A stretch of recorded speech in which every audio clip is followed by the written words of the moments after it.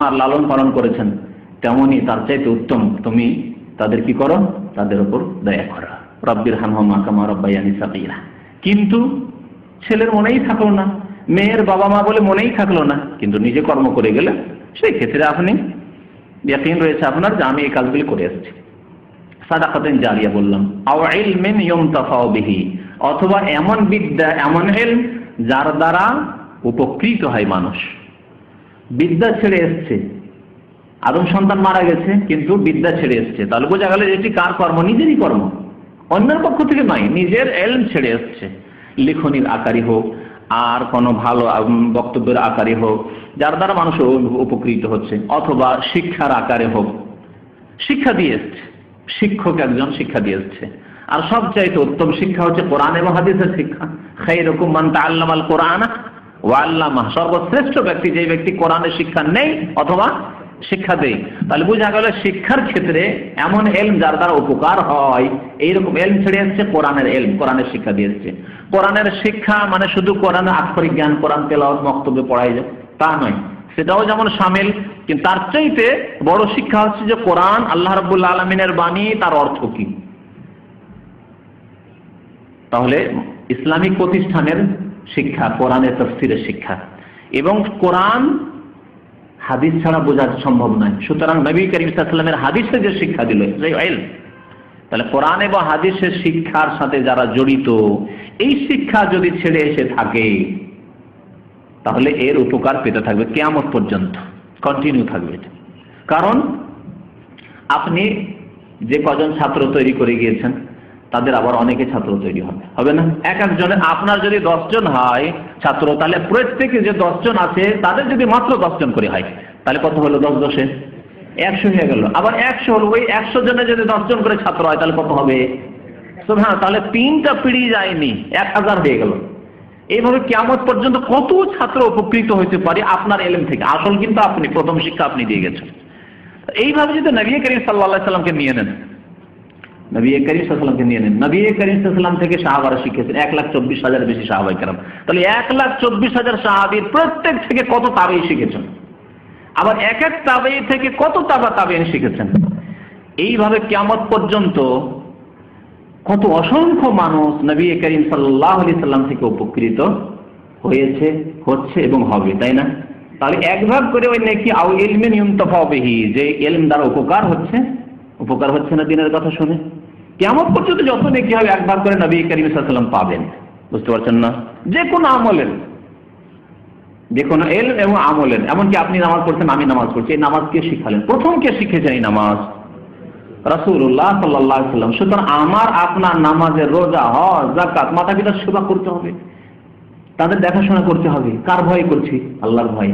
কেন করছি? আল্লাহর ভয়টা কেমন করে অন্তরে সৃষ্টি হলো? কে আমাদেরকে এই ভয়ের কথা শিখিয়েছেন? নবী করিম সাল্লাল্লাহু আলাইহি ওয়াসাল্লাম। তাহলে আমাদের প্রত্যেকটি আমলের নেকি এক ভাগ করে নবী করিম সাল্লাল্লাহু আলাইহি ওয়াসাল্লাম পেতেই আছেন আর পেতে থাকবেন কিয়ামত পর্যন্ত। সুতরাং আলাদা করে নবীর জন্য কুরবানি করা, নবীর জন্য হজ করা, নবীর জন্য উমরা করা, নবীর নামে দান খায়রাত করা, এই যে কিছু লোকের তরিকা রয়েছে আমাদের দেশে, এটি কিন্তু ভ্রান্ত তরিকা।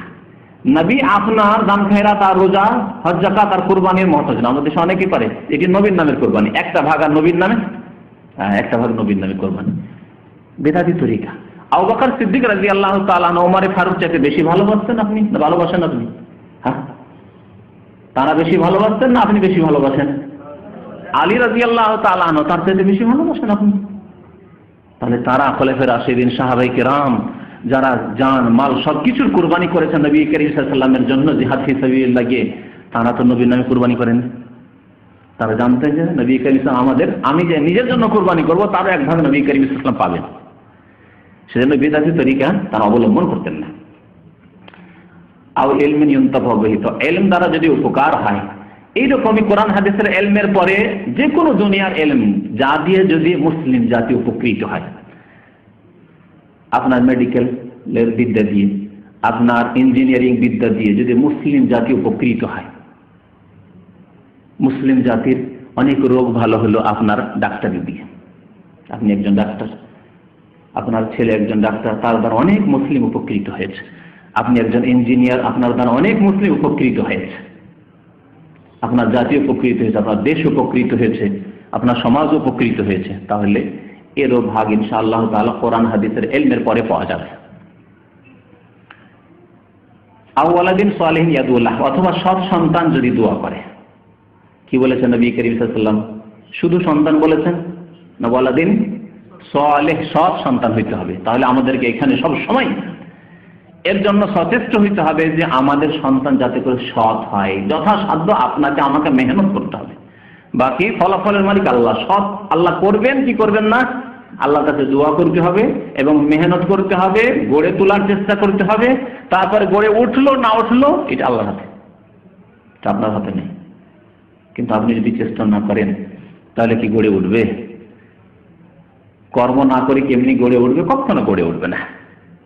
যদি গরম লাগে পিছনে এসি চালিয়ে দেবে। সৎ সন্তান তৈরি করতে হলে তাহলে ছেলেকে নামাজি করতে হবে, ছেলেকে ইসলামিক আদব কায়দা শিখাতে হবে, ছেলেকে ইসলামিক প্রতিষ্ঠানের শিক্ষাও দিতে হবে। আপনি স্কুল কলেজ ইউনিভার্সিটি সব জায়গায় পড়ান, কিন্তু তার ইমানের হেফাজত হচ্ছে কিনা, তার ইসলামের হেফাজত হচ্ছে কিনা, তার মৌলিক শিক্ষা দ্বীনের শিক্ষা তাকে দিতে পারলাম কিনা, এর কথা আপনাকে খেয়াল রাখতে হবে। যদি এটা আপনার খেয়ালে না থাকে তাহলে আপনার ছেলে কখনো সৎ সন্তান হবে না। আর সৎ সন্তান যদি না হয় তাহলে সেই সন্তান আপনার কোনো কাজে আসবে না। তাহলে ছেলেকে আপনি ডাক্তার করলেন, ছেলেকে ইঞ্জিনিয়ার করলেন, ছেলেকে আপনি কত কি করলেন আপনি, কিন্তু নামাজি করলেন না, রোজাদার করলেন না, আপনি ধার্মিক আল্লাহ ভীরু করলেন না, পাপিষ্ট, তাহলে আপনার নেকির রাস্তা তো খুলবেই না, বরং আপনার জন্য বিপদ টেনে নিয়ে আসবে। এই ছেলে বিপদ টেনে নিয়ে আসবে আপনার জন্য, আপনার দায়িত্বে শিথিলতার কারণে, এই দায়িত্বে অবহেলার কারণে, আপনার এই গাফিলতির কারণে কাল কিয়ামতে জবাবদেহি করতে হবে। যেমন নবী করিম সাল্লাল্লাহু আলাইহি ওয়াসাল্লাম বলেছেন, আলা কুল্লুকুম রাইন ওয়া কুল্লুকুম মাসউলুন আন রাইয়াতি, প্রত্যেকে তোমাদের রাখাল বা দায়িত্বশীল, আর প্রত্যেককে তার রাখালি সম্পর্কে, তার দায়িত্ব সম্পর্কে মাসউলুন, জিজ্ঞাসা করা হবে কিয়ামতের দিনে, জবাব দিতে হবে যে তুমি তো তোমার ছেলেকে নামাজি বানিয়েছিলে। যদি সত্যি নামাজি বানাবার জন্য চেষ্টা করে থাকেন আর তারপরে ফেল হয়ে থাকেন, আল্লাহ পারিনি, সাবালক হয়ে যাওয়ার পরে, তার হাড় গোস্ত খুব শক্ত হয়ে যাওয়ার পরে আর আমার কথা মানেনি, বলছে মানবো না, আমি নামাজ পড়বো না, তোমার কি, তাহলে করার কিছু নেই। কিন্তু আপনি নামাজের শিক্ষা দিলেন না, আপনি 10 বছর থেকে শিক্ষা দিলেন না, 15 বছর হয়ে গেল তারপরে বললেন না, 18 বছর 20 বছর 25 বছর হওয়ার পর নামাজ পড়ো, নামাজ কেন পড়ছো না, যাও তোমার কাজ তুমি করো। তখন জবাব কি আসে? তোমার কাজ তুমি করো, তুমি এত বিরক্ত করিও না আমাকে। জবাব দিয়ে দিবেন যে আমি তো বলেছি 25 বছর বয়সে নামাজ পড়ার জন্য, না, আপনি আপনার দায়িত্ব পালন করেননি। নবী করিম সাল্লাল্লাহু আলাইহি ওয়াসাল্লাম এই হাদিসে 3টি কথা বলেছেন, এই 3টি কথা সম্পর্কে জানলেন। চতুর্থ কথা বলার জন্য আরেকটি হাদিস আপনাদেরকে শোনাই। আবু উসাইদ আস-সাঈদী রাদিয়াল্লাহু তাআলা আনহু আনসারী, তিনি বলছেন, বাইনামা নাহনু জুলুসুন ইনদা রাসূলিল্লাহ সাল্লাল্লাহু আলাইহি ওয়াসাল্লাম, আমরা বসেছিলাম নবী করিম সাল্লাল্লাহু আলাইহি ওয়াসাল্লামের দরবারে, ইয জাআ রাজুলুম মিন বানি সালামা, সালামা গোত্রের, সালামা বংশের একজন লোক আসলো, আসার পরে বলল, ইয়া রাসূলুল্লাহ, হে আল্লাহর রাসূল, হাল বাকিয়া মিন বিররি আবাওয়াইয়া শাইউন আবাররহুমা বিহি বা'দা মাউতিহিমা, আমার মাতা পিতা মারা গেছেন, তাদের জন্য আমার কিছু করণীয় আছে তাদের ইন্তেকালের পরে।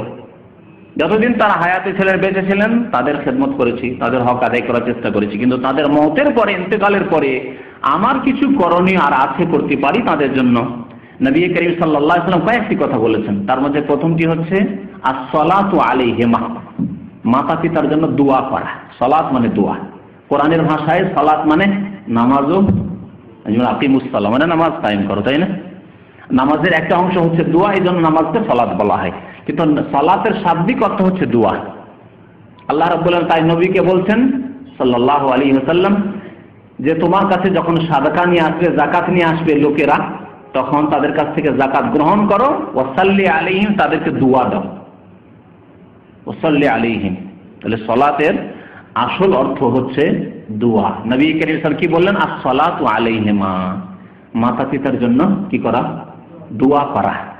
বিশেষ করে মাতা পিতা এই জন্য বলা হয়েছে যে আল্লাহ রাব্বুল আলামিনের পরে মাতা পিতার হক বড় হক। আল্লাহ কোরআনে কারিমে আল্লাহর ইবাদতের পরে ওয়াবিল ওয়ালিদাইনি ইহসানা বলেছেন, কিন্তু মাতা পিতার সাথে অন্যদের কথা লাগিয়ে নিতে পারেন, দাদা দাদি, নানা নানি, ছেলে মেয়ে, তাদের জন্য দোয়া করা। মারা গেছে, ছেলে মারা গেছে, মেয়ে মারা গেছে, ভাই বোন মারা গেছে, দাদা দাদি নানা নানি মারা গেছে, কোন মুসলিম ভাই তার জন্য আপনি দোয়া করতে চাইছেন,